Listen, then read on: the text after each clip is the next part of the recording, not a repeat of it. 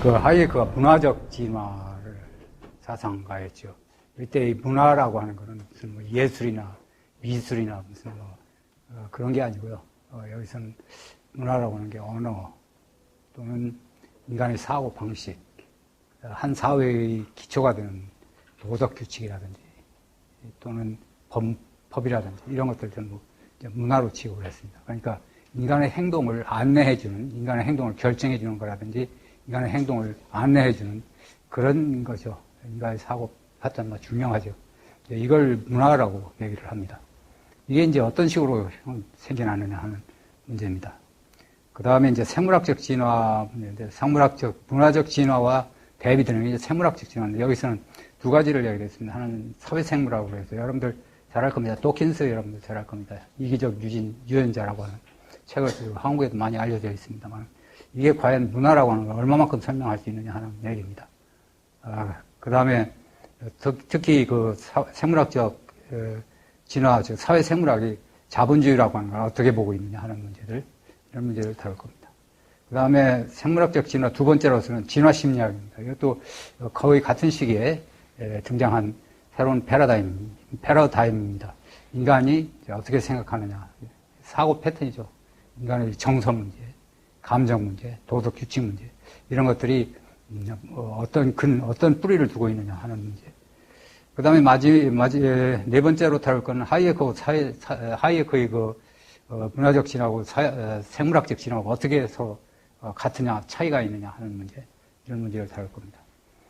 그 다음에 마지막으로 문화적 진화를 가로막는 요인들, 소위 자유주의 사회로 가는데 가로막는 요인들이 뭐냐 하는 것, 이거를 설명을 하도록 하겠습니다. 그럼 결국은 생물학적 진화죠. 생물학적 진화가 자유사회로 가는 것을 가로막고 있습니다. 엄청나게 가로막고 있죠. 물론 우리 사회에도 역시 이게 우리 사회의 갈등이라는 게 문화적 진화하고 생물학적 진화가 서로 충돌하고 있는 겁니다. 그러니까 이 문화적 진화로 나가야 할 방향을 틀어버리고 있는 그런 과정입니다. 이제 하이에크가 1899년에 있었던 게 92년도입니다. 오래 살았죠. 한 93세였습니다. 자유주의를 하면 오래 이렇게 삽니다. 여러분들도 오래 살고 싶으면 자유주의를 하세요. 특히 밀턴 프리드만, 자유주의를 다 오래 살았습니다. 밀턴 프리드만도 굉장히 오래 살았죠. 93세, 마찬가지 92세입니다. 제임스 뷰캐넌도 그렇고, 그 다음에 여러분들 로널드 코스라든지, 이런 사람들, 로널드 코스는 103세인가? 이렇게 살았습니다. 그리고 자유주의를 오래 사는데, 도킨스인데, 도킨스는 아주 젊은 사람입니다. 아직도 지금 대학에서 활발하게 강의를 하고 있는 사람입니다. 1941년생이니까 하이에크보다 한 40세 늦게 태어난, 한 세대를 늦게 태어난 사람입니다. 같이 올려놓는다는 게, 하이에크하고 도킨스하고 같이 같은 배에 놓는다는 게 참, 좀 하이에크에 대한 모독이긴 합니다. 모독이긴 합니다만은, 그래도 하여튼, 사회 생물학을 확대 발전시키는데 기여를 하는 거, 창조자는 아니죠. 도킨스가 자기가 아주 고유한 아이디어는 별로 없는 사람입니다. 다른 사람들이 하는 걸 집대성해가지고 그걸 잘 마무리해서 이제 독자들한테 어필하는 그런 사람이지, 이렇게 탁월하게 그런 사람은 결코 아닙니다. 이제, 문화라고 했을 때, 혹은 이게 진화라고 했을 때, 이제 여기서 앞에서 오늘 주제가 도덕률이 어떻게 진화하는가 그걸 이제 오늘 주제인데요. 그래서 두 가지 종류의 도덕률을 간략하게 설명을 하겠습니다. 이게 애덤 스미스의 구분 방법입니다. 애덤 스미스가 포지티브 버추하고 네거티브 버추라고 같이 구분을 하죠. 도덕을. 그런 구분이 상당히 의미가 있습니다. 포지티브 버추라고 하는 것은 이렇게 하라. 다른 사람을 도와줘라. 이런 뜻입니다. 다른 사람을 도와줘라. 이게 선행의 도덕 또는 이타심의 도덕입니다. 이걸 보면 연대감, 솔리데리티죠. 솔리데리티 모랄. 상당히 중요한 모랄이죠. 그 다음에 나눠 먹습니다. 예. 그 다음에 그룹에 대한 애착심, 애정, 이런 것들입니다. 이웃을 사랑하라, 이런 것도 역시 같은 얘기입니다. 특정한 행동을 지시를 하는 거죠. 집단주의 사고, 정서적인 겁니다. 인간의 인지죠. 어떻게 사람들이 사고하느냐, 그런 문제입니다. 이게, 그 다음에 정의 규칙이라고 하는 게 네거티브하죠. 뭐뭘 하지 말아라 하는 뜻인데요. 남을 도와주지 못할 망정, 참 남을 도와주지 못할 만큼 남한테 피해를 주지 말아라 이런 의미입니다. 이게 네거티브 버치입니다. 아담 스미스는 이거 이외에 이제 다른 도덕 규칙을 두 가지가 더 설명이 여기서 생각을 했습니다. 그건 앞뒤로 다 붙여도 되기 때문에. 정의 규칙인데 소유 규칙이죠. 소유 규칙. 이게 계약 규칙입니다. 계약 규칙. 약속 이행, 직업윤리, 예의 범절. 이런 것들 보면 대부분 다, 물론, 여기서 계약 규칙, 이런 계약 규칙이 여러분들 계약법을 보면 그 계약으로서 국가의 보호를 받을 수 없는 계약은 어떤 종류냐는 걸 알아야지. 계약을 이런 식으로 하라. 이런 계약을 하라. 이렇게 되어 있지는 않습니다. 그렇죠.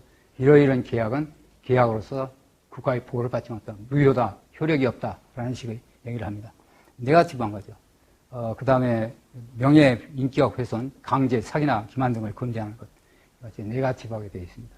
그런데 문제는 그겁니다. 이게 결국은 이 두 가지 모랄이 있는데, 이 두 가지 모랄 시스템이 있는데, 이게 뭐냐, 이게 이제 생물학적 진화는 첫 번째입니다. 생물학적 진화. 이게 본능적으로 되어 있습니다.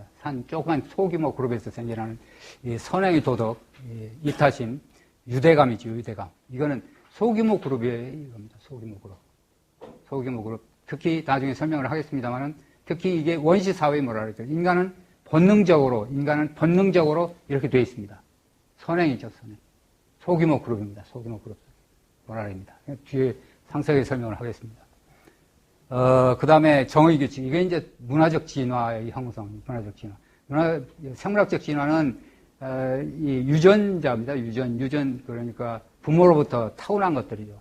생물학적 진화는 타고난 것들, 타고난 개인의 특성들입니다. 이게 이제 부모로부터 받고, 이제 내 후손한테 전달하는, 소위 그 유전적으로 전달하는 과정입니다만은, 문화적 진화라고 하는 것은 후천성입니다. 후천적입니다. 후천적으로 학습하는 거죠. 후천적인 학습입니다. 후천적인 학습을 통한 전달 과정입니다. 이게 문화적 진화죠. 이제 문제의책입니다. 이 도덕의 원천은 무엇인가 합니다. 도덕의 원천. 이 두 가지 도덕의 원천은 뭐냐. 도덕들의 원천은 뭐냐 하는 겁니다. 원천은 여기서 두 가지를 설명을 했습니다. 원천은 하나는 신의 계시다. 신의 계시. 이거는 좀 먼 얘기죠. 먼 얘기입니다. 신의 계시. 이건 먼 얘기고. 그 다음에, 그러면, 이성의 원칙입니다. 이성에 의해서 만들어진, 이성에 의해서. 이성이라고 하는 것은 인간이 사물을 판단하고, 옳고 그름을 판단할 수 있는 능력, 또는 좋고 나쁨을 판단할 수 있는 능력이 이성인데, 그 이성에 의해서 만들어진 거냐 하는 겁니다. 도덕 규칙이라고 하는 게. 이게 이제 창조설로 볼 수 있습니다. 창조입니다. 여러분들, 창조냐, 진화냐, 창조냐라는 얘기 있죠. 종교의 문제입니다. 종교의 진화냐, 창조냐의 문제인데, 이런 사회과학에서도 진화냐, 창조냐의 논쟁입니다. 전에 이 앞에서 이미 설명을 했습니다. 자생적 질서라고 하는 것은 이게 창조가 아니라 진화죠, 진화. 창조라고 하는 것은 예를 들면 사회주의 계획경제 같은 게 창조입니다, 창조. 만들어진 겁니다. man-made입니다, man-made. 앞에서 종교에서는 신이 만든 것이냐, 신의 창조물이냐, 아니냐, 하는 거였습니다만은, 여기서는 이제 인간의 이성에 의해서 만들어진 것이냐, 아니면 사회적 과정을 통해서 자생적으로 형성된 것이냐의 논리입니다. 진화, 인간 경험으로부터 형성되는 거죠. 인간의 경험입니다. 여러분들 하나 설명을 할까요? 여러분들 고등학교 우리 문법 선생님들 한번 볼까? 문법을 가르치는 선생님들. 문법이라고 하는 거 있죠. 문법 규칙이 있습니다. 문법 규칙을 가르치는데 그 선생님이 이 문법 규칙을 만들어서 가르치지는 않습니다. 그렇죠? 만들어서 가르치지 않죠. 사람들이 말을 할 때 어떤 룰에 따라서 말을 하느냐 하는 것을 가르칩니다. 그때 중요한 것은 그 따른 문법 규칙이 있습니다. 문법 규칙은 그 말을 하는 사람이 의식하지도 않고 지킵니다. 그렇죠? 의식하지 않으면 초의식적인 거죠. 의식하지 않습니다. 암묵적인 거죠. 그렇죠? 여러분들 문법 규칙에 따라서 말을 합니까? 우리말 하는데 안 하죠. 이미 어린애도 역시 어린애 2살쯤 먹은 어린애도 문법 규칙에 따라서 말을 하지 않으면 알아듣지 못하고 웃습니다. 그렇죠? 무슨 소리 모르겠다 이거죠. 규칙입니다. 규칙. 이 규칙이라고 하는 게 이게 문법 규칙이 이게 자생적 누가 만든 거가 아닙니다. man-made가 아닙니다. 이건 사람들이 살아가는 과정에서 저절로 형성된 것들이죠. 자생적 질서의 특징입니다. 자생적인, man-made가 아니라 자생적인 것이다. 진화된 것이다. 진화된 것이다.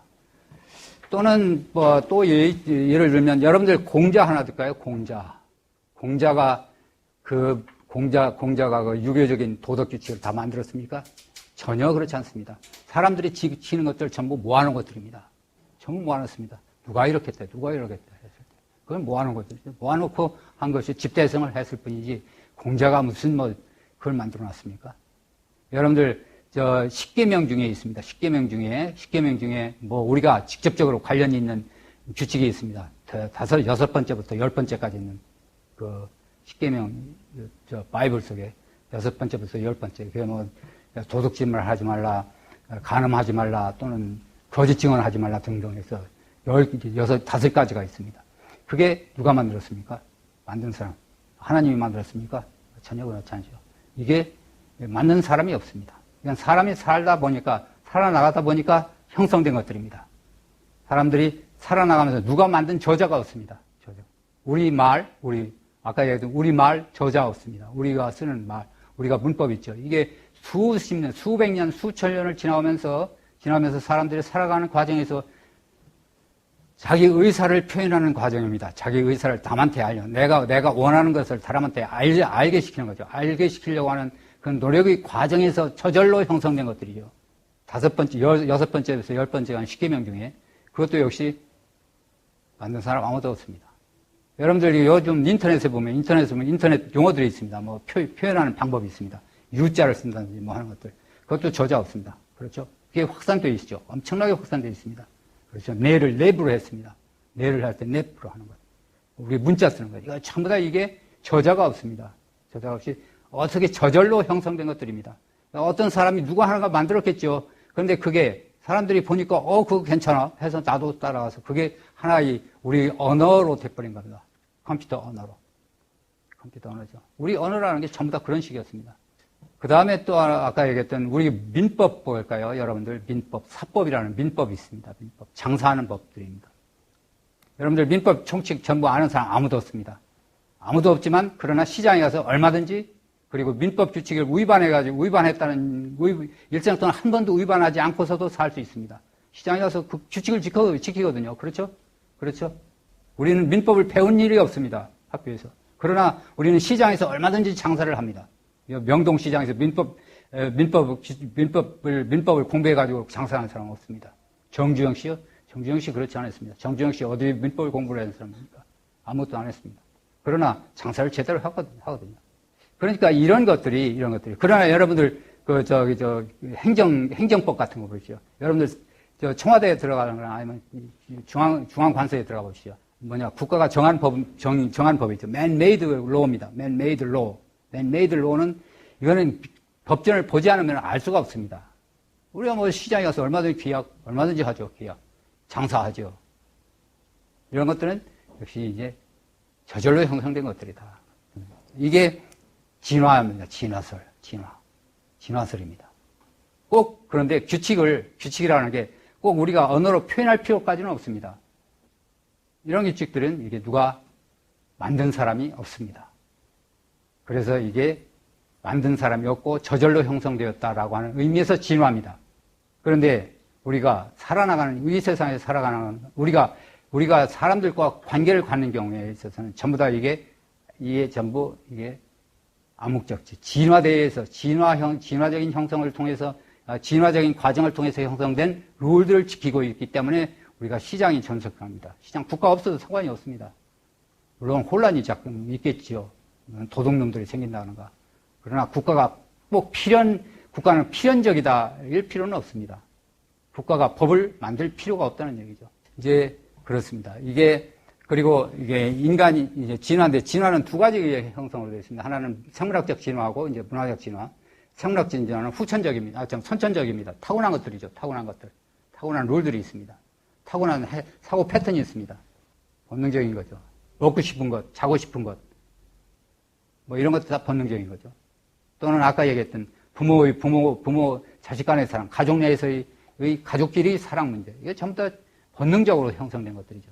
친구끼리의 관계. 이거 본능적으로 형성된 것들입니다. 나눠 먹는 것. 이거 본능적입니다. 아는 사람끼리 나누면 끼리끼리 움직이는 거 있죠. 전부 다 이게 본능입니다. 나중에 보겠습니다만은 인간은 사회주의자입니다. 인간은 선천적으로 사회주의자입니다. 이 사회주의라고 하는 이 본능을 이제 억누르고 등장한 것이 이게 문화적 진화고 이게 시장 경제, 이 시장 경제를 기초로 하는 도덕 규칙들이. 이제 진화란 뭐냐 하는 거죠. 진화란 뭐냐. 진화. 간단히 진화에 대해서. 진화라고 하는 게 뭐 아무거나 다 진화는 아닙니다. 내생적인 변화죠. 내적인 변화입니다. 내적인 변화죠. 남이 시켜서 내가 변화하는 것은 진화라고 볼 수 없습니다. 내 스스로 변화하는 겁니다. 스스로 변화하는 것. 물론 내 외적인 변화가, 외적인 요구가 있습니다. 외적인 요구는 있지만, 그러나 외적인 요구가 있지만, 그러나 그 변화는 내 스스로에서 나오는 것들입니다. 내생적 변화입니다. 내생적 변화. 역동적이죠. 역동적입니다. 이게 진화에서 펼쳐지는 겁니다. 펼쳐지는 거예요. 그래프를, 그림을 하나 나와야 되는 그림을 가지고 먹어내는데, 펼쳐집니다. 목적이 없습니다. 진화는. 여러분들 시장은 목적이 없습니다. 시장은. 어디로 가는지, 시장은 우리를 어디로 끌고 가는지 정점이 없습니다. 그 속에서 우리는 살고 있습니다. 시장 사회 속에서 있으면 시장은 우리를 어디로 끌고 가는지, 어느 장소로 끌고 가는지 없습니다. 그 속에서 우리는 우리 스스로 목적을 정하면서 이제 움직여 나가는 겁니다. 이게 진화의 특징입니다. 목적이 없다. 목적이 없죠. 오픈되어 있습니다. 열려 있습니다. 미래에 대해서 열려 있습니다. 진화는. 진화 과정, 불가역적입니다. 불가역적. 역사를 뒤바꾸는, 되돌려 놓을 수 없다는 얘기입니다. 역사는 되돌려 놓을 수 없다. 오늘의 날을 어제의 날로 바꿔놓을 수 없다는 얘기입니다. 그 다음에 이게 진화는 미래를 예측 불가능합니다. 그래, 왜 그러냐 하는 문제입니다. 이게 우선 볼까요? 이제 진화 과정을 보통 네 가지로 나눠집니다. 하나는 혁신입니다. 혁신. 생물학에서는 돌연변이라는 얘기입니다. 돌연변. 혁신. 우리 사회과학에서는 혁신이라고 해요. 혁신. 어떤 행동을 창조하는, 새로운 행동을 하는 겁니다. 새로운 행동을 창출하는 겁니다. 그런데 새로운 행동이라고 해서 뭐냐? 행동 규칙을 창출하는 건 아닙니다. 행동 규칙을 창출하는 것이 아니라 그 행동을 하다 보니까 그 행동을 창출했습니다. 그 어떤 특정한 행동을 창출했습니다. 혁신이죠. 그 혁신을 혁신인데 혁신을 해놓으면 그게 성공적인가의 테스트를 하는 거죠. 마치 어느 생산자가 상품을 생산을 했습니다. 상품을 생산했을 때 그 상품이 좋은 상품이냐 나쁜 상품이냐면 시장에 가서 테스트를 합니다. 다른 상품들과 경쟁을 해야 되는 거죠. 그 상품이 소비자들한테 유익한 상품이라고 한다면 그 상품은 이제 성공적인 거죠. 적응을 한 겁니다. 적응된 겁니다. 그래서 그 상품은 이제 확산되어 가는 과정입니다. 확산된다. 그래서 혁신, 그 다음에 테스트죠. 테스트. 경쟁입니다. 경쟁. 그리고 적응된 것의 선택입니다. 이게 내추럴 셀렉션이라는 게 바로 이겁니다. 자연적인 선택이다. 바로 이 선택입니다. 그리고 선택된 것이 이제 확산되어 가는 거. 생물학적 진화와 문화적 진화. 여기서 두 가지로 나누는데, 생물학적 진화, 문화적 진화. 이거 전부 다, 이거는, man-made가 아닙니다. 그렇죠. 인간에 의해서 창조된 것이 아니죠. 인간에 의해서. 그렇죠. 인간의 본능이라는 게 인간 스스로 만들어 놓은 것은 아닙니다. 진화적인 것이죠. 그런데 왜 생물학적하고 문화적 이렇게 구분하느냐 하면, 생물학적인 거는 이게 DNA죠. DNA에 들어있어서 이게 이제 결혼을 해가지고, 그러니까 세대별로 이제 전수되어 가는. 그러나 문화적 진화는 후천적입니다. 후천적. 그렇죠. 읽기, 쓰기, 배우기. 읽기, 쓰기, 세마기. 이거는 후천적입니다. 물론 인간한테 나중에 설명하겠습니다. 인간한테는 이 학습 능력이 언어 능력을 타고난 언어 능력이 있습니다. 다른 동물과는 달리. 모방 능력 대단합니다. 인간이. 다른 사람이 하는 거에 모방할 수 있는 능력. 그건 대단하죠. 모방 능력. 대단합니다. 학습 능력은 있습니다. 그런데 무엇을 학습할 것인가 하는 이거는 후천적입니다. 후천적. 우리가 한국말을 배우는 거는 후천적인 거죠. 그러나 선천적으로는 언어 능력을 가지고 있죠. 남을 모방할 수 있는 능력 있습니다. 이게 선천적입니다.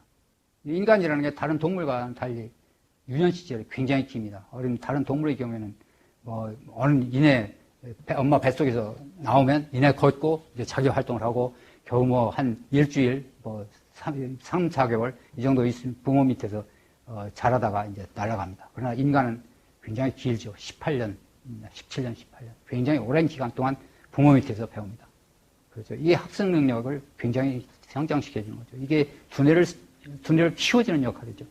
다른 인간이라고 하는 게 참 그런 묘한 데는 있습니다. 자, 이제 문화적 진화 문제입니다. 문화적 진화. 아까 설명했던 부분입니다. 후천적인 겁니다. 이 문화적 진화를 설명하는 게 예를 들면 데이비드 휴움 같은 사람들이 있습니다. 데이비드 휴움이라든지 그 진화 사상가들이 있습니다. 진화 사상가들은 종교가 없는 사람들이죠. 데이비드 휴움도 종교를 갖지 않았습니다. 종교 갖지 않고 맨날 영국에 얼마나 종교 국가였습니까? 카톨릭 굉장히 강한 나라였죠. 카톨릭 굉장히 비판을 했습니다. 그래서 나중에 결국은 교수가 되지 못하죠. 신청을 해서 교수가 되기 위해서 응모를 하면 이거 꼭 떨어뜨립니다. 일생 동안 교수지 못하고 그냥 문필가로 성장한 사람입니다. 그래서 이게 진화를 싫어하죠. 창조설을 굉장히 신을 믿지 않습니다. 하이에크 그렇습니다. 하이에크. 신자유주의로 유명한 사람이죠. 그렇죠? 하이에크. 신자유주의로 유명한 사람입니다. 이 사람은 21살 때 센소리 오더라고 하는 거 제가 번역을 했습니다만 감각적 질서에 있습니다. 21살 때 쓴 책입니다. 이게 우리 두뇌 과학의 효시입니다. 그게 하이에크 자유주의 사상의 기초를 형성해 주는 거죠. 인간이 어떻게 퍼셉션하느냐, 정신작용이라는 게 어떻게 인간의 인지를 하느냐 하는 문제. 인간의 삶을 어떻게 보느냐. 인간이 얼마만큼 볼 수 있느냐. 얼마만큼 아는데 인간이 얼마만큼 알 수 있느냐 하는 거. 그걸 설명하는 사람이죠. 하이에크도 역시 무신론자였습니다. 애덤 스미스도 물론 신은 얘기를 합니다. 도덕 감정론을 보면 신은 얘기를 하고 있습니다만 신을 믿지 않았습니다. 그냥 붙여놓은 거죠. 데이비드 휴움이 하도 자기가 이제 종교에 관한 글을 쓴 게 있습니다. 글을 쓰는데 죽을 무렵에 애덤 스미스가 자기 집에 놀러 왔습니다. 놀러 왔을 때 내 책을 내 이 종교 비판한 책인데 내가 지금 발간 못하겠고 네가 좀 나중에 발간해줘. 했더니 발간 안 했습니다. 왜냐하면 영국에서 그거 발간했다. 자기도 일자리 아무것도 못할 판이기 때문에 이제 데이비드 휴움의 청을 들어주질 못했습니다. 애덤 스미스가 약간 세속적인 데가 있는 사람이죠. 여기서 역시 진화 사상가들, 스코틀랜드 계몽주의자라고 부릅니다. 이 사람들을. 스코틀랜드 계몽주의자들. 스코틀랜드 계몽주의는 두 가지가 있는데, 우리나라에 알려있는 것은 정전까지만 알려있는 건 프랑스 계몽주의만 알려져 있습니다. 프랑스 계몽주의는 사회주의고, 스코틀랜드 계몽주의는 이제 자유주의입니다. 스코틀랜드 계몽주의죠. 계몽주의 두 개 있는데, 한국에는 맨날 프랑스 계몽주의만 알려져 있었습니다. 이게 최근에 알려졌죠. 제 자랑을 해서 안 됐습니다만, 내가 확산시켜놓은 겁니다. 스코틀랜드 계몽주의라는 거예요. 내가 완전히 이게 확산시켜놨죠. 철학계 가서 발표를 하면서. 계몽주의, 이게 중요하다. 하는 식이었습니다. 스코틀랜드 계몽주의자들은 진화사상가들이죠. 진화. 프랑스 계몽주의자들은 인간 이성이라는 거, 인간은 합리적이라, 그러니까 계획사상 있죠. 인간이 man-made, 인간의 지적 능력에 의해서 이 사회를 만들어낼 수 있다라고 하는 사상입니다. 이게 프랑스 계몽주의 전통입니다. 프랑스 혁명이 바로 그거죠. 다수가 세상을 만들어도 얼마든지 만들겠다는 뜻이죠. 이 사람들 이제 프랑스 스코틀랜드 계몽주의자들이 보면 이 사람들 보면 스코틀랜드 계몽주의 전통은 뭡니다. 미국 혁명 있죠. 아메리카 혁명입니다. 그게 바로 스코틀랜드 계몽주의 전통입니다. 그리고 프랑스 혁명은 프랑스 계몽주의 전통이다.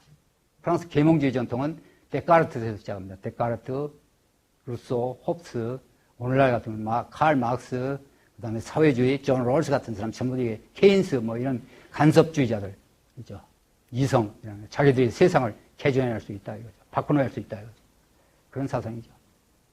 데카르트하고 루소만 있으면 막스나 사회주의 없어도, 역시 막스가 없다고 하더라도 데카르트하고 루소만 있었으면 사회주의가 충분했다. 막스는 그냥 역사적으로 나타날 때 그냥 회성처럼 나타났을 뿐이지, 글쎄, 사회주의 뿌리는 역시 루소 이전에 데카르트, 루소, 홉스, 토마스 홉스, 이런 사람들입니다. 이런 사람들이 man-made, 창조설, 이제 사회를 만들겠다. 이거 지들 멋대로 만들어 놓겠다. 그런데 이 이제 스코틀랜드 계몽주의자의 전통을 보면 항상 원시 사회가 어떤 사회였고 그 사회로부터 어떤 식으로 이게 현대와 같은 거대 사회, 문명된 사회가 이렇게 했느냐 하는 걸 설명을 합니다. 그러니까 여러분들 사회계약론이라고 하는 것도 우리나라 유행하죠. 사회계약론이 무슨 아주 굉장히 좋은 이론으로 생각합니다만은 그러나 결코 그게 프랑스 계몽주의 전통이고 이게 사회주의 계획사상입니다. 인간 이성이 완전히 발전되어 있고 그 이성을 통해서 사회를 만들어 놓습니다. 이성에 대한 아주 굉장한 신뢰를 가지고 있는 거죠. 그렇죠. 과거에 그러니까 계몽 사상이라는 게 결국은 신으로부터의 독립을 말했거든요. 우리 신은 아니다 이제 인간이다 돌아왔습니다. 너무 인간의 이성, 인간은 신의 버금할 만한 그런 지적인 능력을 가지고 있다. 도덕적인 능력, 이성을 가지고 있다. 라는 판단이었습니다. 그런데 이쪽에서는 인간 이성이라는 게 스코틀랜드 계몽주의자들 인간 이성을 버리지 않습니다. 인간 이성 굉장히 중요하다. 합리적이다. 중요하다. 그러나 이성이라는 것이 이게 주어진 것이 아니라 사회적 과정을 통해서 비로소 형성되는 거죠. 그러니까 이 사람들은 프랑스 계몽주의자들의 프랑스 계몽주의 전통인 사회 계약론에서는 허구적인 상태인 픽티브한 자연적 질서, 자연 상태를 전상합니다. 자연 상태. 아무것도 없습니다. 룰도 규칙도 없고 국가도 없고 아무것도 없는 그런 상태를 연상을 하고 그때 그러면 룰은 어떻게 만들고 그렇죠. 룰은 인간에서 맨메이드입니다. 그렇죠. 룰은 어떻게 만들고 그때 국가는 어떻게 해야 할 것이냐 하는 그런 걸 이제 정하는 거죠. 룰이 없는 상황입니다. 룰이 없습니다. 전혀 룰이 없습니다. 아무것도 없는 그런 룰이 없는 상태. 그게 마인에 대한 마인의 투쟁 상태, 전형적인 홉스 상태입니다. 그런 상태에서 어떻게 룰이 만들어지고 그래서 하나의 국가라고 하는 형태가 이루어지느냐 하는 것을 다룹니다. 그러니까 만드는 거죠. 사회 계약을 하는 겁니다. 사람들 모여가지고 우리 이렇게 하자, 이런 목적으로 해서 이렇게 하자 이런 식으로 이제 사회 계약을 맺습니다. 근데 픽티브하죠. 계약을 맺으면 언어가 있어야 됩니다. 언어는 이게 자생적으로 형성되는 거죠. 그렇죠. 계약을 하려면 언어가 필요합니다. 언어가 필요하고 계약을 하려면 사회 계약을 하려면 계약을 지키겠다는 즉 약속은 지켜야 한다는 룰이 필요합니다. 그 룰은 어디서 생기느냐 그런 걸 설명을 할 수가 없죠. 그런데 스코틀랜드 계몽주의자들을 진화의 사상가들은 그렇지 않다. 인간이라고 하는 게 자연 상태라는 것이 자연 상태라는 건 있을 수 없는 픽티브한 것이고 인간은 원래 원시 상태에서 이렇게 자라나왔다. 성장한 것이다. 원시 상태를 굉장히 연구를 합니다. 그 원시 사회의 질서 원리를 얘기를 합니다. 질서 원리. 이게 하이에크의 전형적이죠. 하이에크가 보면 원시 사회의 질서 형태는 여러분 잘 알죠. 수렵 채취 형성입니다. 수렵 채취, 그리고 20명 내지 50명 하면 만나야 150명 정도의 소규모 그룹을 지어서 삽니다. 그 그룹 내에서는 그룹은 공동의 목적을 가지고 있습니다. 그렇죠. 공동의 목적을 가지고 있습니다. 위계 질서죠. 위에 거기에 리더가 있습니다. 추장이 있습니다. 추장. 그러나 그 추장은 나중에 형성되는 국가와는 다른 아주 느슨한 정도의 추장입니다. 그리고 대체로 그 구성원들은 전부 평등적이다. 나눔에 있어서의 평등이죠. 여기 연대 규범입니다. 연대. 유대라고 할까요? 유대라고 하는 게 좋습니까? 연대라고 하는 게 솔리데리티 겁니다. 전체를 위해서 나를 희생한다는 얘기죠. 나눠 먹습니다. 그리고 다른 그룹들에 대한 적대감입니다. 다른 그룹들.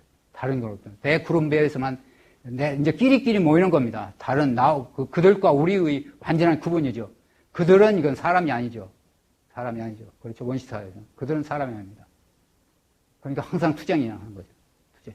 그리고 우리끼리입니다. 자, 이제 새로운 행동 규칙이 등장입니다. 이건 여기서 여기서 설명을 하지 않겠습니다.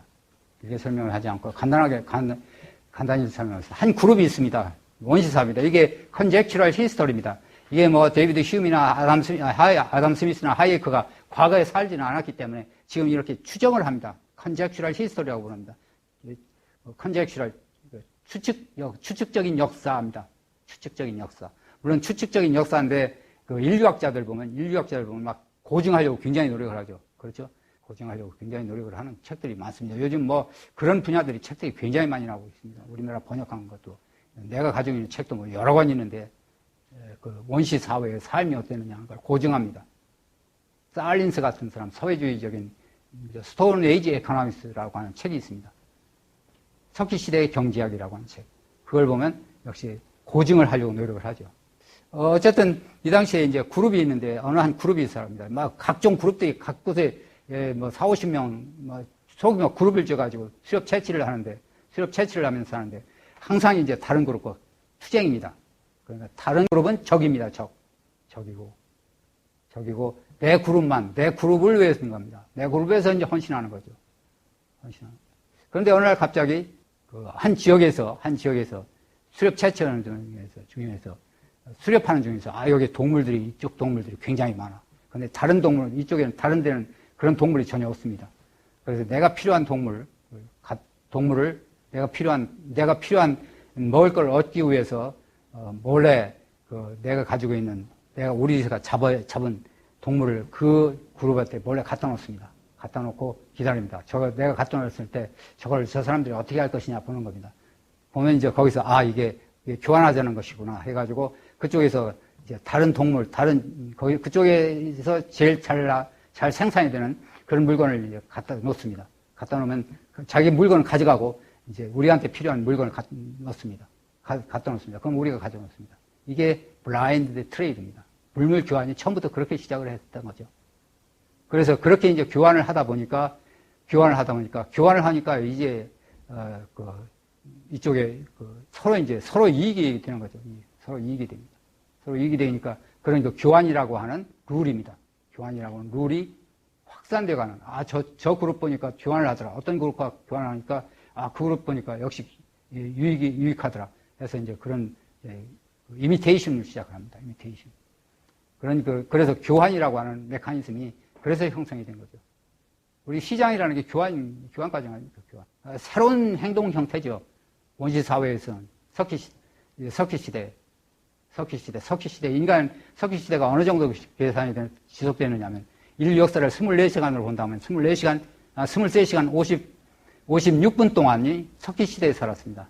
그리고 겨우 인류 역사를 24시간으로 본다고 볼 때 겨우 4~5분 정도만 우리가 정착 생활을 하면서 농경 생활을 하고 그 위에 이제 돈 가지고 화폐를 가지고 교환하는 그런 체제로 넘어오는 과정입니다. 전통적인 행동 규칙으로 는 새로운 반응이 실시가 된다. 예를 들면 여기 있습니다. 여기 물물 교환. 다른 그룹의 구성원들과 물물 교환을 합니다. 이 물물 교환이라는 게 엄청난 거였습니다. 그 당시 하나의 획기적인 것이었죠. 그 다음에 사적 소유죠. 사적 소유. 개인들 간에 한 그룹 내에서 이제 사적 소유가 등장하기 시작을 하는데 주로 이제 연장 땅을 파는 연장이거나 아니면 수렵을 좀 채취를 할 때 쓰는 연장들, 그 다음에 수렵할 때의 무기 이런 거는 다 이제 개인 소유하는 것으로 변화됩니다.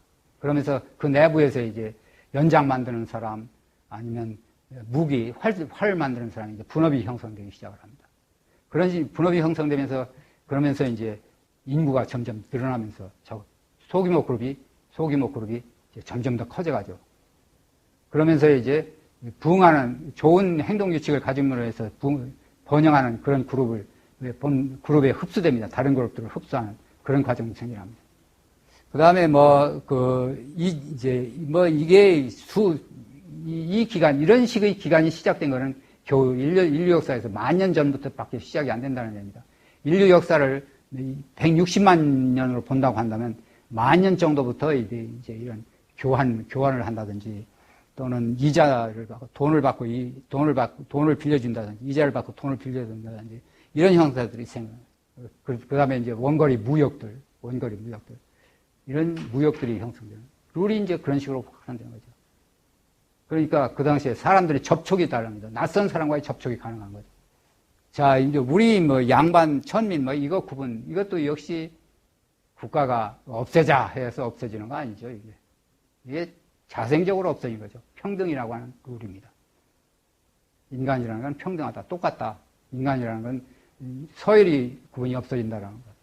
그 다음에 여성의 직업금지, 여성이 나가서 일을 한다든지 하는 건 뭐 옛날부터 금지되어 있었죠. 타부였습니다. 계속 타부가 깨지기 시작을 합니다. 여자들이, 어부 선박 같이 못하고 가게 되어 있었죠, 과거에. 그러다 그것도 깨지죠. 그러면서 이제 부부가, 배 타고서 이제 같이 고기 잡는 그런 역할입니다. 우리 원시 사회부터 계속 내려온 인간 사회에 타부가 굉장히 많았습니다. 이런 걸 하지 마라, 저런 걸 하지 마라. 그게 이제 깨지기 시작을 하는 겁니다. 결국에 와서는, 그리고 일부 1처제 문제도 그렇습니다. 일부 1처제 문제도 엄청난 피 흘려가지고 생기는 제도입니다. 일부 1처제는. 그러니까 일부 1처제만, 이게 이제 똑같이 나누자 하는 얘기고 똑같죠. 일부 1처제라는 게. 그리고 그 나머지 것들은 뭐 불평등해도 좋다라는 얘기입니다. 이게 문화적 진화가 던져주는, 우리한테 주는 시사점이죠. 그 다음에 성공적인 개인이나 그룹들을 모방한다. 성공적인 그룹들을 모방하는 것. 성공적인 개인이나 기업들, 그 사람이 무엇을 하는지, 그 사람이 어떻게 행동하는지, 또는 그 그룹들이 어떤 그룹들인지 무엇을 하는지 모방을 합니다. 성공적인 그룹들. 번영하는 그룹들이죠. 인구가 증가하는, 인구를 많이 먹여줄 수 있는, 자기 식구들을 배불리 먹고 번성하는 그런 겁니다. 그런 그룹들 모방합니다. 성서에 창세기 제1장 28절입니까? 번영하라. 인구를 많이 번식하라는 얘기입니다. 번창하라라는 얘기 있습니다. 창세기 제1장 28절. 내가 칼럼에도 쓰고 그랬었는데, 지금 잊어버렸네. 한번 여러분들 찾아보십시오. 거기 보면, 번창하라는 겁니다. 번창하라.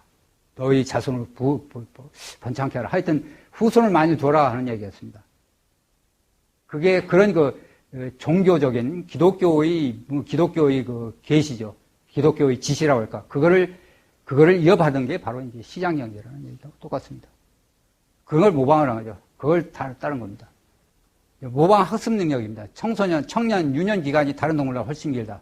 동료들로부터 배울 능력이 타고날 때부터 크다. 이게 굉장히 인류 문화가 다른 동물을 지배할 수 있는, 다른 동물이 갖지 않은 크나큰 힘이죠, 이게. 언어 능력, 모방 능력. 언어 능력 가지고 있고, 언어는 전부 다 모방입니다. 학습 능력이죠. 학습 능력. 어린애를 봐요, 어린애를. 말 못하면 막 신경질 냅니다. 조금 1년 6개월쯤 지나가지고, 못 알아듣거나 내 스스로의 내 욕구를, 내 흐름망을 부모한테, 엄마한테 전달할 수 없는 경우에는 막 신경질 나죠. 막 짜증냅니다. 그러면서 배우는 거죠. 그리고 부모로부터 어느 말을 배우죠. 그리고 이 기간이라는 게 뭐냐면, 이 기간 동안에 학습 능력을 가지고 있는 이 기간 동안에 배울 수 있는 것, 배우는 게 이 긴 기간 동안에 배울 수 있는 것이, 언어를 습득하는 게, 여러분들, 부모 밑에 있는 어린아이들이 아주 편안하고, 아주 아무런 의심을 두지 않고 부모한테 배울 수 있는 기간입니다. 그 기간이. 아주 편안합니다. 그러니까 어린애가 그 어려운 언어를 배우게 되어 있습니다. 언어가 굉장히 복잡하거든요, 이게. 우리 언어가. 얼마나 복잡합니까? 이 복잡한 언어를 배울 수 있는 이유가 학습 기간이 길다라는 얘기입니다. 부모 밑에서 있기 때문에 안심하고 마음 놓고 부모가 이야기하는 거 아주 또렷이 집중할 수 있습니다. 학습하는데. 어린이들 집중력이 굉장히 강하거든요. 모방할 때 막 집중력이 굉장히 강하죠. 그게 바로 부모 밑에 있기 때문이다. 이게 이제 생물학적 진화의 결정적인 단계입니다. 학습 능력이에요. 모방 학습 능력이에요. 인간은 수많은 행동 규칙을 학습할 수 있는 능력이 있다. 바로 그거죠. 여러분들, 우리가 가지고 있는 그 행동 규칙이라는 게 굉장히 많습니다. 말로 표현할 수 없는 아주 두텁게 깔려 있습니다. 그리고 초의식적이죠. 의식하고 지키는 것들은 많습니다. 우리 언어, 문법 규칙 지키는 것도 똑같습니다. 그러니까 말이 발전이 이루어지고 규칙을 일일이 따지게 되면 이게 정말 말 배우기 힘들죠. 그리고 자기를 표현하는데, 자기 자신을 표현하는데 굉장히 어려움이 뒤따릅니다. 그러니까 이게 초의식적으로 언어 규칙을 지키는 게 초의식적이기 때문에 자기 의사를 충분히 발현하고 그게 이제 사회 발전을 이룩하는 거죠. 그게 인간 사회입니다. 인간이 이렇게 거대한 사회를 누리고 가는 근본적인 이유가 바로 그런 그런 능력이죠. 행동규칙이 생성입니다. 이 생성, 뭘 보면 그냥 예를 든 겁니다. 이 밖에 말로 표현할 수 있는 거죠. 정직성. 중요하죠. 진실 얘기하는 거, 진실. 계약 충실성. 그 다음에 가족 내부의, 가족이라든지, 언어, 법, 사적 소유, 시장과 화폐. 화폐도 원래 이게 자생적으로 형성된 거였습니다. 자생적으로. 그런데 국가가 뺏어갔습니다. 예. 17세기 들어왔습니까? 17세기. 국가가 뺏어다가 지가 발행한 거였습니다. 원래 개인들이 시장에서 저절로 형성된 것들이었습니다. 법이라는 것도 그렇죠. 법이라는 것도 원래는 이게 자생적으로 형성됐는데 국가가 뺏어갔습니다. 그래서 지금 의회에서 그냥 법 개정을 합니다. 현대에 들어와가지고 뺏어간 게 굉장히 많죠. 교육제도도 그렇습니다. 과거에는 교육제도 국가가 했습니까? 개인들이 했죠. 그리고 특히 여기에 주목해야 할 점은 문화적 진화 과정을 통해서 형성되는 규칙들이죠. 이런 규칙들은 개인의 자유, 재산을 보호하는 규칙들입니다. 시장 모랄입니다. 시장을 형성하는 것들이죠. 시장. 그게 자생적 질서. 그러니까 전에 게임 규칙입니다. 게임 규칙. 이게 문화적 진화에 형성되는데 그 게임 규칙이 테두리 내에서 있는 게 시장에서 이제 교환하는 행동이죠. 그러니까 시장이라고 하는 거예요. 시장하면 시장에서 교환하는 행동, 교환이 있고 그 교환의 바탕에 깔려있는 규칙들이 있습니다. 도덕 규칙들. 시장에서 교환하는 행동도 역시 자생적 질서죠. 그렇죠? 전에 설명을 했습니다. 자생적 행동 질서였습니다. 그 다음에 그 행동 질서의 기초가 되는 도덕 규칙, 이것도 이제 자생적으로 형성된다는 얘기입니다. 사법 규칙이라는 게 그겁니다. 사법이라는 게 원래 국가가 만들어 놓은 것들이 아니었습니다. 사람들이 지키고 있는 것들을 갖다가 정리를 해놨습니다. 원래. 정리를 해놨는데 요즘에는 그 이제 대부분 다 우리 사법들이 다 그렇죠. 그러니까 우리가 지가 스스로 지키기 때문에 우리가 민법 책을 들여다보지 않아도 장사할 수 있습니다. 행동규칙의 역할입니다. 그 행동규칙 속에는 여러분들 가격이라는 거 지난 시간에 설명을 했습니다. 가격이라고 하는 게 사람들이 생각하는 것, 사람들이 그때그때의 상황들, 그 재화에 대한 자기의 판단, 개인들이 판단, 또는 그 재화를 구입하는 데 따르는 현재의 자기의 상황들, 이런 상황들을, 그러니까 경제적 상황들이 전부 다 가격에 반영되는 거죠. 그렇죠. 지식이 반영되었습니다. 가격 속에는 수많은 사람들이 각자 가지고 있는 자기와 관련된 지식들입니다. 를 함유하고 있는 게 가격입니다. 이 가격 속에 함유하는 가격들, 지식이라고 하는 건 이건 각처에 분산되어 있는 지식들입니다. 각자 개인들이 머릿속에나 들어있습니다. 각자 개인들이 머릿속에 들어있는 지식들. 그 지식들은 말로 표현할 수 없는 지식들이 대부분이죠. 우리가 말로 표현할 수 있는 지식은 얼마 안 됩니다. 말로 표현할 수 없는 암묵적 지식들, 초의식적 지식이 굉장히 많죠. 우리 90% 이상은 다 바로 암묵적 지식이죠. 말로 표현할 수 있는 지식은 여러분들 왜 내가 A 상품을 B 상품이고 A 상품보다 B 상품을 좋아하는지를 설명을 할 수가 없습니다. 그러나 나는 A 상품보다 B 상품을 더 좋아해 하는 거죠. 더 좋아한다. 행동으로는 표현할 수 있습니다. 그러나 왜 A 상품보다 B 상품을 더 좋아하지? 말로 다 표현하지 못하죠. 왜 자동차 대신에 증권을 사죠? 자동차 안 사고 증권 사죠. 또는 주식을 사는 것보다는 오히려 자동차를 사는 거예요. 왜 그러냐? 나는 자동차 대신에 집 사겠어. 이게 상품을 대체하는 겁니다. 이 대체하는 것, 대체이죠. substitution 하는 것. 이런 것을 자기 스스로는 전부 말로 표현할 수 없습니다. 그러나 어쩐지 내가 이게 좋다라는 겁니다. 자기 선택하는 게. 자기 취향입니다. 자기 선호입니다. 이건 말로 표현할 수 없는 것들이에요. 그런데 그런 것들은 가격에 포함되는 거죠. 그렇죠? 마찬가지로 도덕규칙도 그렇습니다. 도덕규칙으로 수많은, 수세대 동안, 트라이얼 앤드 에러 프로세스죠.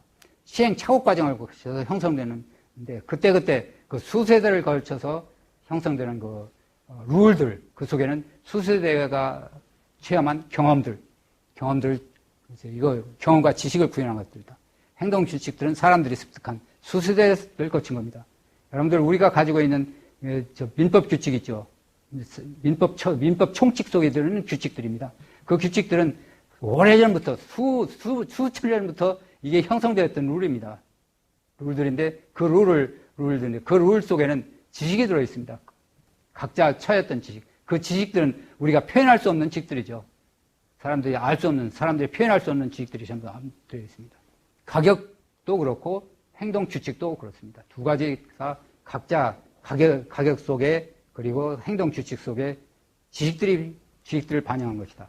그런데 가격 속에 있는 지식은 그냥 순간적으로 바꿔집니다. 그런데 그 행동 규칙 속에 들어있는 지식은 굉장히 오래 지속하는 거죠. 왜냐하면 규범적인 거기 때문에. 규범적입니다.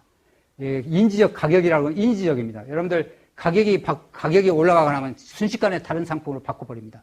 그렇죠?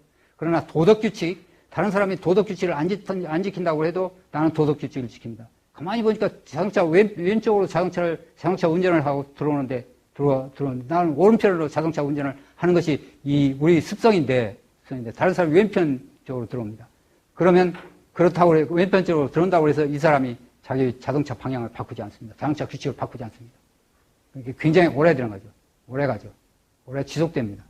그 다음에 규칙 속에 들어있는 지식들은 대체로 네거티브한 지식들, 뭐뭐 하지 말라, 이런 행동을 하지 말라라는 지식들이 들어있습니다. 그 다음에 그래서 가격이나 행동 규칙들은 인간이 구조적인 문제를 해결하기 위한 방법이다. 하이에크의 사상 체계의 핵심은 뭐냐면 인간은 구조적으로 무지하다라는 얘기입니다.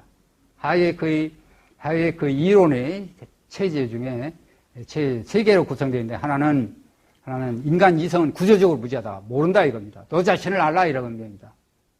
너 자신을 알라. 내가 비로소 내가 많은 지식을 모른다는 사실로부터 모른다는 사실이 바로 지혜롭다는 얘기입니다. 인간이 지혜롭다는 얘기는 나는 많은 것을 알지 못한다. 라는 사실입니다. 그 사실을 아는 겁니다. 인간의 구조적인 무지입니다. 인간이 구조적인 무지하니까. 그러니까 뭐예요? 인간은 구조적으로 무지니까 국가는 그대로 내버려 두라는 겁니다. 자생적 질서다. 국가는 우선 첫째, 국가는 경제에 개입하지 말아라. 너희들 뭘 하는데, 제대로 알지도 못하면서 개입하느냐, 이거죠. 이게 구성주의적 합리주의. 그게 뭐냐면 아까 얘기했던 이성입니다. 이성을 존중하는 사람은 국가가 개입을 합니다. 국가 개입이죠. 그런데 개입하지 말아라. 네가 개입하는 지식이 없는데, 그럼에도 불구하고 왜 개입하느냐, 이거죠. 그래서 자생적 질서입니다. 그러면 자생적 질서가 그러면 그냥 내버려 두면 과연 질서가 형성되느냐 하는 거죠. 인간이 구조적인, 너나 나나, 이게 시장에 참여하는 사람들이나 청와대에 앉아있는 사람이나 구조적으로 무지합니다. 그러니까 청와대에 있는 사람은 그 시장에 간섭하지 말아라 얘기를 합니다. 간섭하지 말아라. 그러면 간섭하지 말아라 하면 간섭하지 않으면 여기가 질서가 형성이 돼야죠. 이게 혼란에 빠지면 안 됩니다. 그렇죠? 혼란에 빠지면 안 된다. 혼란에 빠지지 않는 단계에 있습니다. 그렇게 인간이 구조적으로 그 시장에 참여하는 사람들 구조적으로 무지합니다. 청와대에 있는 사람은 무지합니다. 그래서 청와대 사람들한테 야 시장에 개입하면 너 알지 못해. 내버려둬. 야, 청와대 사람이 그럽니다. 야 내버려두면 혼란스러운데 아나키 상태입니다. 온다 말이지. 그러니까 문재인 정부의 사고가 그겁니다. 그냥 내버려두면 이게 막 양극화 현상이지 위기 문제, 저성장 문제, 별 문제가 다 생긴다 이거죠. 혼란이 생긴다. 그러니까 개입해야 된다 얘기죠. 그런데 우리는 이제 뭐라고 이야기해요? 그 다음 문제입니다. 그러면 자, 우리도 시장에 참여하는 사람들도 청와대에 있는 사람은 똑같이 구조적으로 무지합니다. 그런데 그 구조적으로 무지함에도 불구하고 시장이 자생적으로 질서가 형성되는 것. 즉, 위기도 생겨나지고 실업 문제도 해결해주는 그 근본적인 이유가 뭐냐 하면 바로 이 두 가지 메커니즘 때문에 그렇습니다. 가격이라고 하는 것이 보내는 지식이 있습니다. 가격이 지식을 전달해줘. 각 사람들, 필요한 모든 사람들한테 가격을 통해서 지식이 전달됩니다. 그 다음에 두 번째 문제입니다. 두 번째가 바로 행동 규칙입니다. 행동 규칙이 지식이 들어있습니다. 이런 일은 행동하지 말아라 하는 것들. 그게 꾸준히, 그게 깊숙이 굉장히 많이 깔려 있습니다. 시장 바닥에. 그걸 지키거든요. 그걸 지키면서, 그러면서 그때 이제 가격이 형성됩니다. 그 가격, 그 다음에 행동 규칙. 이 두 가지 메커니즘 때문에 사회 질서가 국가가 개입하지 않아도 자생적, 저절로 질서가 형성된다. 그런 얘기입니다. 그게 하이에크의 핵심 초점입니다. 자, 그러면 자생 질서라고 했을 때 이게 어떤 일이 벌어지느냐. 원시 사회였습니다. 원시 사회부터 쭉 역사적으로. 이건 많이 여러분들 일반적으로 많이 알려져 있는 그래프인데 이게 이건 뭐 원년이라든지 뭐 원시 사회인데 똑같습니다. 제로부터 쭉 올라왔죠. 쭉 올라갔더니 이게 경제 성장입니다. 그러니까 이 그래프가 뭐냐면, 세계 인구를, 세계의 인구입니다. 세계 인구를 전부 합합니다. 각 나라의 인구를 전부 합하고, 그 다음에 각 나라에서 생산한 생산량을 합합니다. 그래서 세계 인구를 가지고 세계의 GDP라고 할까요? GP라고 해봅시다. GP. 세계의 소득을 나눈 겁니다. 소득을 나눈 겁니다. 세계 인구를 가지고 세계 소득을 나눈 것. 이게 이 도표가 있습니다. 마이너스 1000년이죠. BC 1000년이라고 봅시다. 그때부터 여기까지 쭉 내려갑니다. 산업혁명 지나면서 산업혁명 때까지 봅시다. 이게 전부 다 경제가 성장이 아니라 거의 성장이 없었습니다. 그렇죠? 이걸 뭐라고 그러냐면 멜서스 트랩이라고 그럽니다. 멜서스 트랩. 여러분들 잘 아시죠? 멜서스 트랩이라고 하는 것은 인구는 성장하는, 인구는 기하급수적으로 증가하는데 식량 생산은 산수급수적이라는 얘기입니다. 그렇죠? 그러니까, 불균형이 생기는 거죠. 인구 증가하고 식량 생산하고 불균형이 생깁니다. 인구 증가는 1, 2, 4, 8, 16, 32, 64 이런 식으로 증가합니다. 식량은 1, 2, 3, 4로 증가합니다. 산수급수적으로 증가하고 기하급수로 증가합니다. 기하급수로 증가하죠. 이거 쫙 증가합니다. 인구는 식량 생산은 이게 산수급수적입니다. 산수급수적은 완만하게 증가하죠. 그러니까 이게 불균형. 그래서 인구 트랩이라고 하는 게 이겁니다. 제일 밑에 인구 트랩. 이거는 뭐 다른 동물하고 똑같습니다. 그런데 여기, 요 부분입니다, 이게 인더스트리얼 레볼루션이고, 이게 이제 그레이트 다이버전스라고 해야 여기 부분입니다, 이게 꽉 올라갔죠. 쭉 올라갔죠. 1800년대입니다, 1800년대. 그리고 여기서는 이게 쭉 내려갑니다. 이게 분기입니다, 분기. 왜 이런 분기가 왜 생겨나느냐, 이런 거죠. 이건 쭉 올라가고, 이 밑에는 내려가고, 그 밑에 이건 왜 이러느냐, 이거죠. 경제 성장. 이게 멜서스 트랩이 왜 이러냐, 이거. 이건 인구가 서브시스턴스 레벨이죠, 이게 아주 겨우 먹고 살 정도입니다. 조금만 먹으면 인구가 늘어나고, 인구가 늘어나면 소득이 줄어들고, 그런 상황입니다. 그런데 이걸 극복한 게 산업혁명이고, 이때 쭉 올라가는 거죠. 그레이트 다이버전스. 그리고 이때 이제 놓친 사람이 이 밑으로 추락하는 겁니다, 이때 추락하는 거죠. 이게 추락한 사회가 대체로 보면 뭐냐면 중국이 그랬고, 북한이 그렇죠. 그런데 왜, 문제는 이겁니다. 왜 이와 같은 분기점이 생기나. 이게 막 경제 성장, 여기 보십시오. 이게 여기 뭡니까? 이게 한 8,000인데 이게 12,000으로 돼 있네요. 경제 성장입니다. 이게 경제 성장이 쭉 올라갔고. 나는 그렇게 생각을 해요. 이게 인간이라고 하는 게 다른 동물, 다른 동물은 아직까지도 이 생활이죠. 이겁니다. 이 수준입니다. 다른 동물의 경우. 다른 동물의 경우. 그러나 인간이 여기까지 됐습니다. 쭉 올라갔습니다. 그러니까 다른 동물의 세계가 극복한 것이 겨우 뭐 근대죠. 1800년대, 1700, 1800년대. 뭐 그 이전에 설명을 하는 경우도 있습니다만. 뭐냐 이거죠. 왜 그러냐. 이게 시장 때문에 그렇습니다. 시장입니다. 시장이 다른 동물, 인간이라는 게 언어가 있습니다, 언어. 인간 언어 있죠. 언어가 있는데, 언어가 1800년 때 이전에도 다 언어는 가지고 있습니다, 인간에. 그런데 살 수 있는 건 이 정도밖에 안 됐습니다. 생활 수준은 언어가 있었다고 해도 인간이 다른 동물과도 훨씬 더 사고 능력도 많습니다. 그렇죠? 모방 능력 굉장히 많죠. 그럼에도 불구하고 왜 이러느냐 이거죠. 그럼에도 불구하고 그러니까 인간하고 다른 동물과 구분되는 것이 언어 능력도 아니고 이성도 아니고 바로 시장이라는 얘기입니다. 시장이 존재했기 때문에 가능한 거죠. 시장 경제입니다. 시장 경제가 있습니다. 원래 산업혁명이 왜 유럽에서 생겨나냐, 하필이면. 중국의 4대 발명품도 있었지 않습니까? 내비게이션도 있었고, 화약도 있었고, 그 다음에 용광로도 있었고, 또 뭐 있습니까? 그런 거 있는데, 그런 거 하나도 쓸모가 없었죠. 그러나 이게 유럽에 있습니다, 유럽의 산업혁명이 지금 근본 이유가 뭐냐, 이거죠. 이게 시장 때문에 그렇습니다, 시장 때문에 산업혁명이 근본적으로 유럽 사회에, 그리고 그 산업혁명의 기반이 됐던 건 중국에서 만들어진 다 상품이었습니다. 내비게이션, 그렇죠. 항해, 나폴레옹이, 콜럼버스가 해외에, 어디 대륙을 발견한 것도 전부 다 이게 내비게이션 때문에 그런 거죠. 가능한 거죠. 산업혁명이 유럽에서 생겨난 거는 바로 그걸 현금화할 수 있었다. 장사할 수 있었다는 거죠. 생산에 기여했던 거죠. 생산. 시장에 있다는 얘기입니다. 소유권, 재산권이 확립됐다는 얘기하고 똑같습니다. 돈 벌면 내 거다는 생각이었습니다. 그러니까 이렇게 된 거죠. 이게 진화입니다. 이게 문화적 진화죠.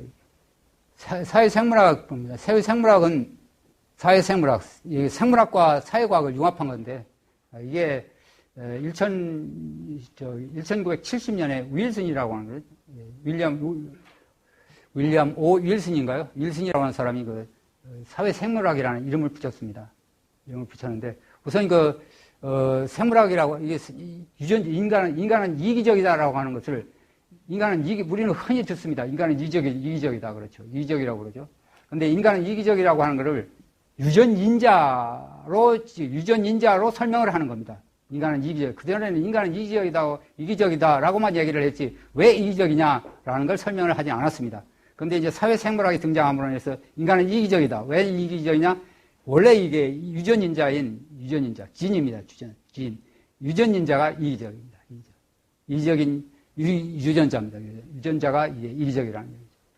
유전자가 이기적이라는 얘기는 뭐예요? 자기 복제입니다. 자기 복제를 넓히는 겁니다. 후손을 많이 늘리는 겁니다.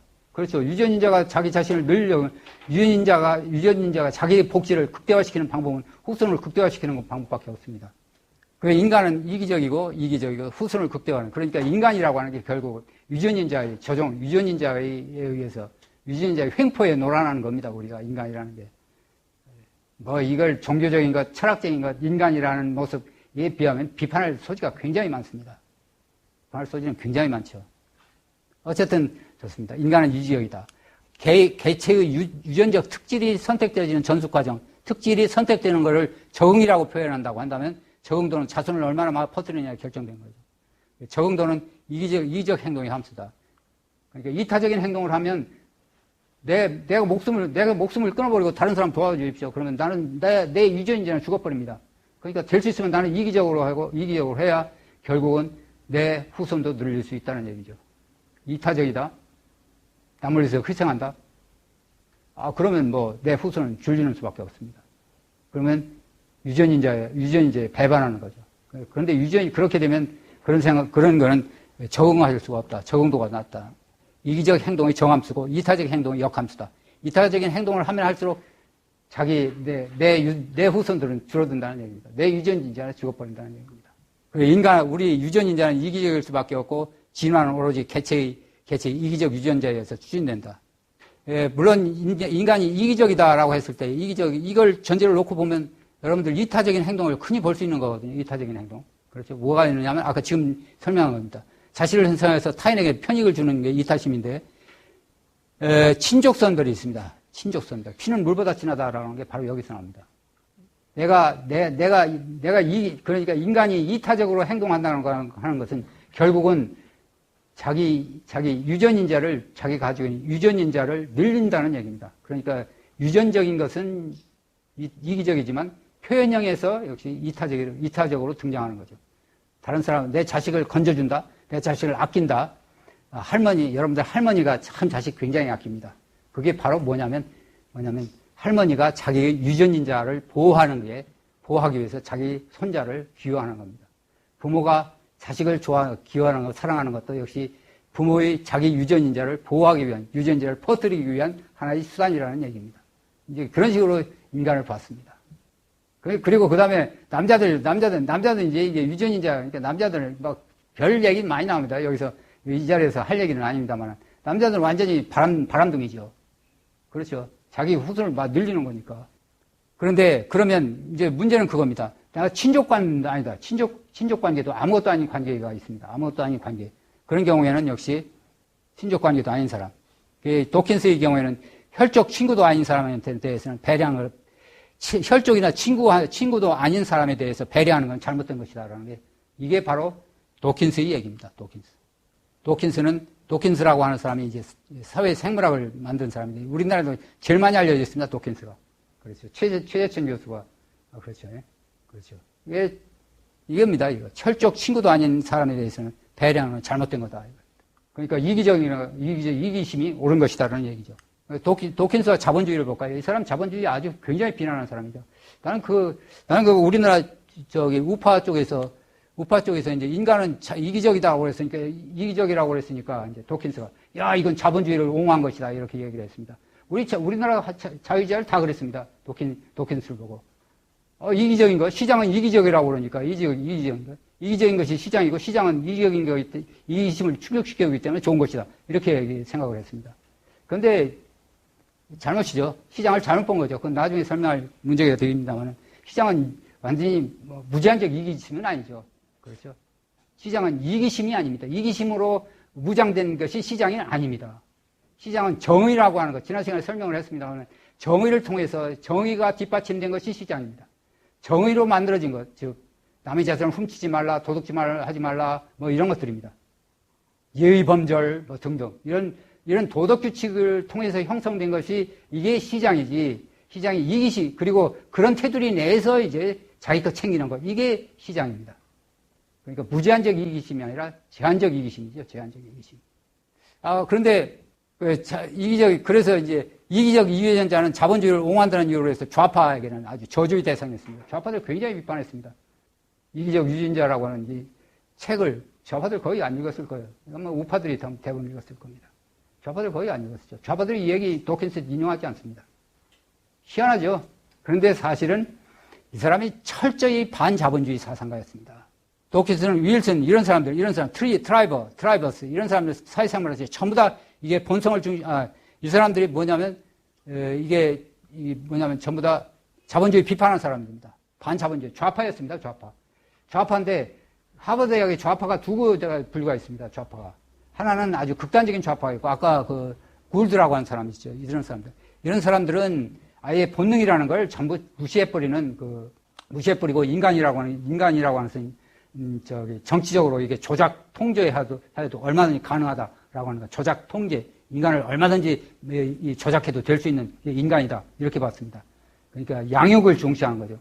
그리고 이제 도킨스 같은 사람은 그런데 그 대신에 양육보다는 본능을 더 중시합니다. 본능. 인간은 본능이 있기 때문에 본능이 다 지배하는 것이고 본능의 통제에 의해서 인간은 본능이 노예로 보는 거죠. 본능이 노예로 보는 사람들입니다. 유전인자의 노예입니다. 인간이라는 거. 그런 식으로 본 거죠. 그런 점에서 다르지만 두 사람 다 양측 다 좌파입니다. 왜 좌파냐요? 볼까요? 이게 강자에 의한 약자의 착취로 이해를 했습니다. 양육강식이다. 시장인 양육강식이 봅니다. 그래서 이 도킨스 같은 사람들은 사회주의가 역시 사회주의가 훨씬 더 낫다라는 식으로 보고 있습니다. 그러니까 이 시장이라고 하는 건 사회 다윈주의라는 얘기죠. 사회 다윈주의라는 건 약육 강식, 강자에 의한 약자의 착취, 그런 거를 사회 다윈주의, 다윈을 시장에 비추어서 설명한 게 바로 사회 다윈주의라고 볼 수 있는데, 자본주의를 비판한 거죠, 이게. 사회 다윈주의가. 그러니까 도킨스 같은 사람도 자본주의를 비판한 사회 다윈주의하고 똑같습니다. 자기와 같은 지식인에 의해서, 그러니까 도킨스는 자기와 같은 지식인에 의해서 광범하게 사회를 개혁하되 순수하고 사심 없는 이타주의를 기르고 가꾸는 일. 이게 국가가 할 일이다. 이런 식으로 취급합니다. 도킨스가 바로 그런 사람입니다. 인간은 아주 이기적인 거기 때문에 시장은 안 돼. 시장이 운영시키지 말고 오히려 인간을 개조하라는 얘기입니다. 이타심에 의해서 개조하라. 그러니까 이게 도킨스의 셀피시 진이라고 하는 이기적 유전자의 맨 뒷부분에 보면 바로 이 두 문장이 있습니다. 순수하고 사심 없는 이타주의를 기르고 가꾸는 일을 하고, 그 다음에 우리는 이기적 복제의 폭정의 반기를 들 수 있다. 이런 얘기죠. 인간이라는 건 이타주의로 가리켜라 말이지. 그렇게 사회 개혁을 하라. 이런 얘기입니다. 완전히 이게 막스주의하고 똑같습니다. 한국의 도킨스가 아주 자유주의자고 시장을 옹호한 사람으로 취급을 하는데 결코 그런 사람이 아니라는 얘기죠. 이런 사람입니다. 여러분들이 어떤 기자하고 인터뷰한 내용을 보십시오. 내가 인터뷰 기사를 읽고 이걸 썼는데 인터뷰한 거예요. 그렇습니다. 도킨스의 책에 보면 도킨스의 책은 이 얘기만 나와 있습니다. 이 얘기. 그리고 그 안에 여러 가지 갈등 문제를 많이 설명을 하죠. 도킨스의 셀피주의를 보면. 그러나 자본주의는 직접적으로 노골적으로 비판하지는 않습니다. 그런데 다른 데에 와서 다른 기자들과 인터뷰에서 이런 얘기를 합니다. 앞에서 얘기했던 바로 그런 얘기들.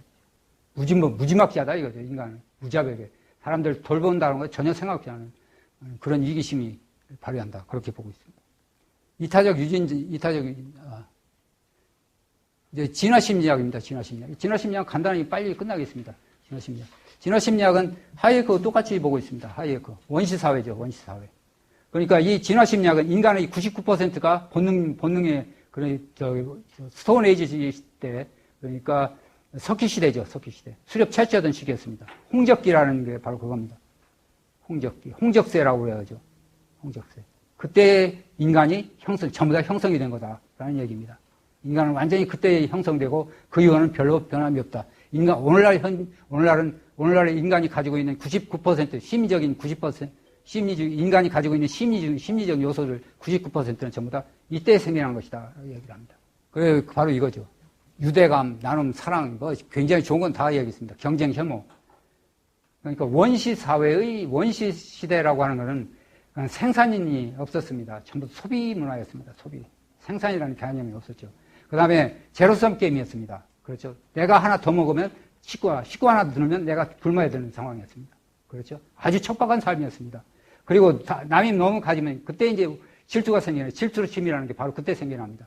남이 많이 가지면 야 이거 나는 좀 먹을 수도 없는데 남이 더 많이 가지고 있다. 질투심이죠.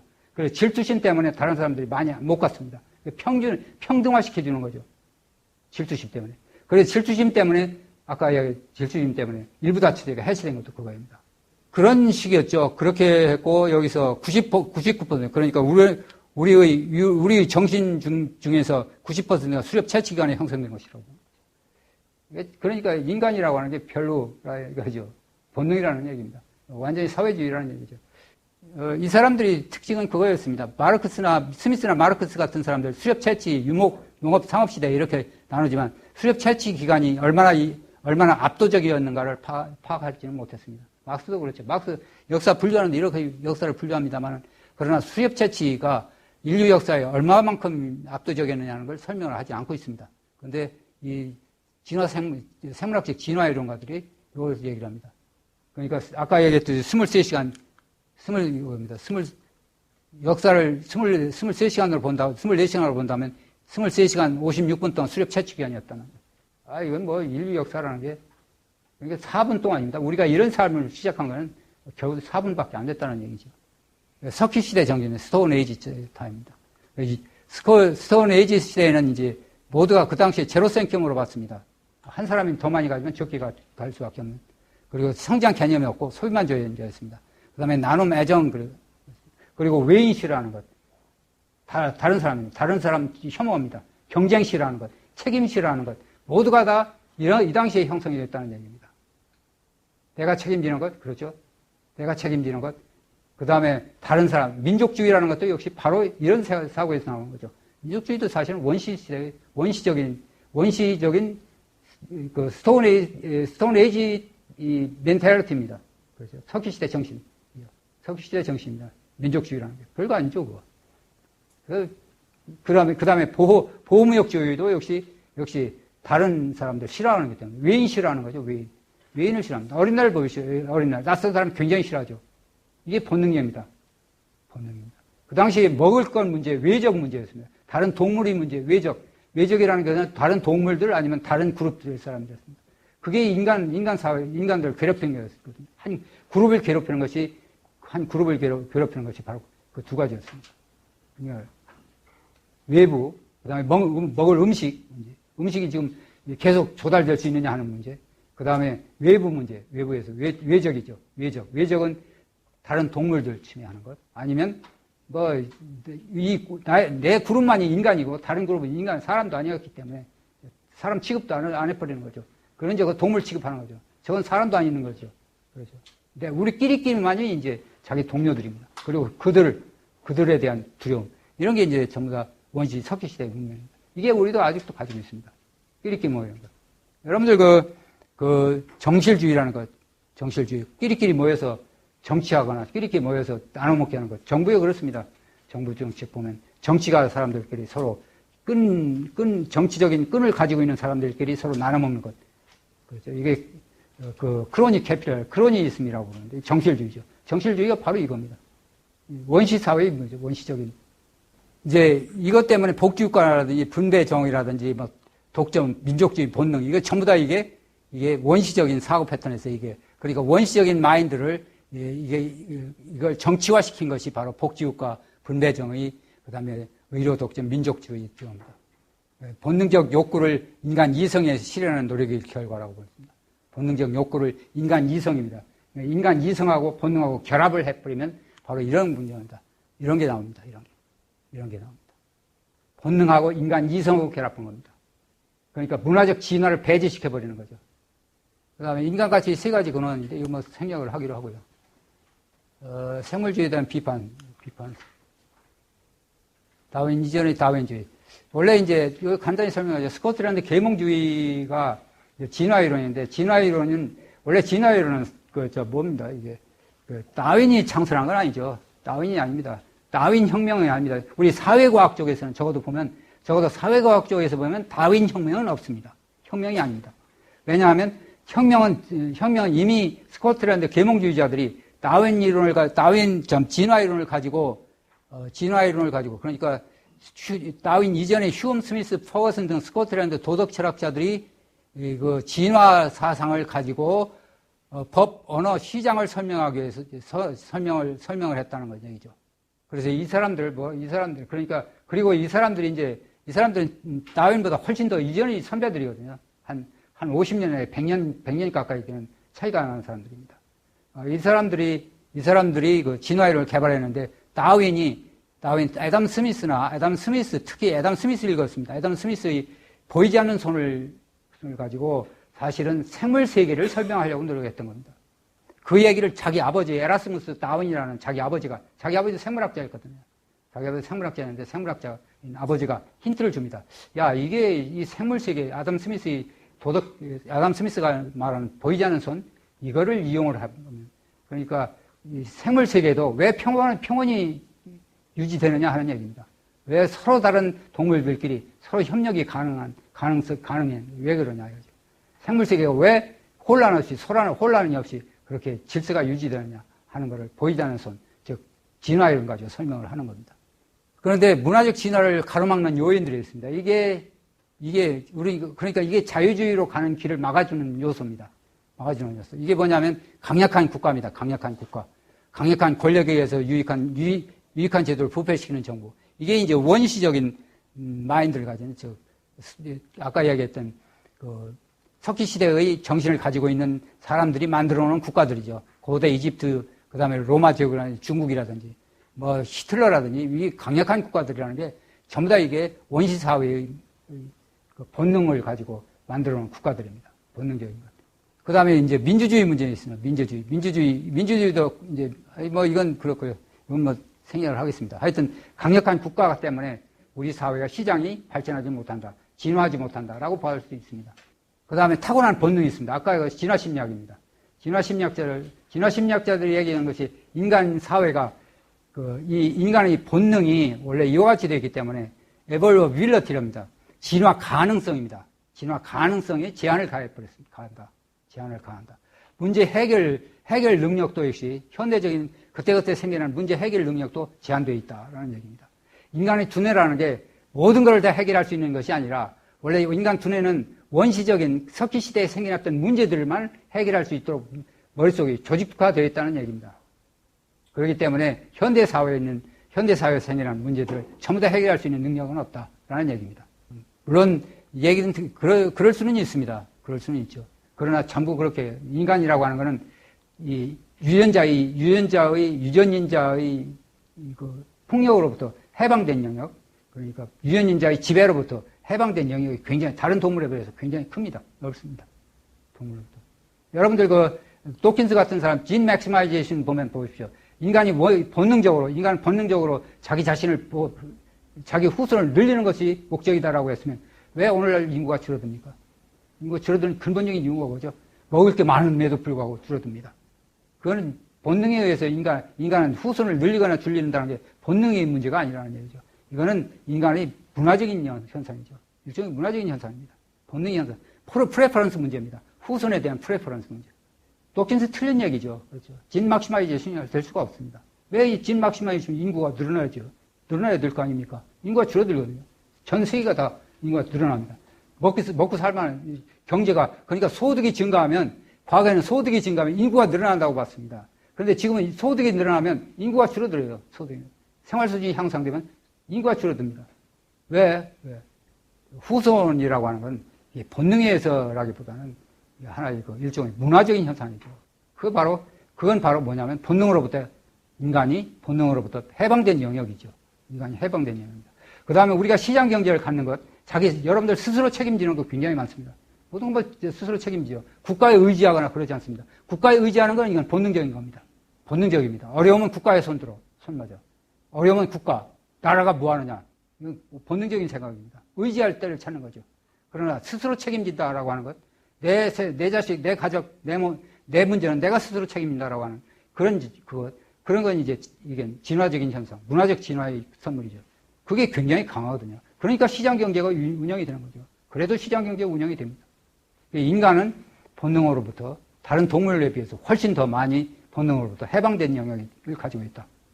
인간 행동이라는 게 굉장히 가소성이 있습니다. 변화무쌍하죠. 변화무쌍합니다. 그래서 사회적으로 등장하는 문제들을 보면 문제 해결 능력이 이 진화 심리학자들이 보는 것처럼 그렇게 비관적일 필요는 없습니다. 굉장히 낙관적입니다. 굉장히 낙관적이죠. 인간 사회는 비교적 낙관적일 수밖에 없습니다. 왜냐하면 본능으로부터 해방된 영역 때문에 그렇습니다. 그리고 이게 인간이라고 하는 게 학습 능력이 있습니다. 학습 능력. 이건 선천적으로 타고난 거죠. 인간한테는 다른 동물한테 가지고 없는 것들입니다. 이것이 있기 때문에 이거와 결합하면 얼마든지 자생적에서 자유만 가지고 있는다고 한다면 얼마든지 사회 문제를 해결할 수 있다. 해결할 수 있다. 어떤 문제든지 해결할 수 있습니다.